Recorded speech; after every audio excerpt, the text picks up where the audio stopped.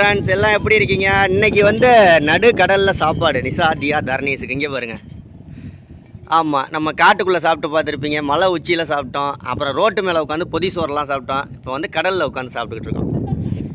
என்ன சாப்பாடு கட்டிகிட்டு வந்திருக்காங்க நிசா வீட்டில் இருந்து? இன்னைக்கு புளி சாதம் ஊறுகாய், இஞ்சி ஊறுகாய். சூப்பரான சாப்பாடு. எல்லாருக்கும் பார்சல் கட்டிட்டு வந்தாச்சு. நல்லா கடல் அலையை பார்த்துக்கிட்டே சாப்பிட்லாம். ஏன்னா நிசா அந்த கடல் காற்று சும்மா ஜில்லு ஜில்லு ஜில்லு ஜில்லு ஜில்லு ஜில்லுன்னு அடிக்குது. இங்கேயே சாப்பிட்டு ஆமாம், இன்றைக்கி வந்து லெமன் சாதம்லாம் கட்டிக்கிட்டு அது உட்காந்து சாப்பிட்ற லொக்கேஷனை பாருங்கள். இங்கே பாருங்கள், அட்டகாசமாக இருக்குது லொக்கேஷன். உங்களுக்கெல்லாம் இந்த மாதிரி சாப்பிட்றது பிடிக்குமான்னு கமெண்டில் சொல்லுங்கள்.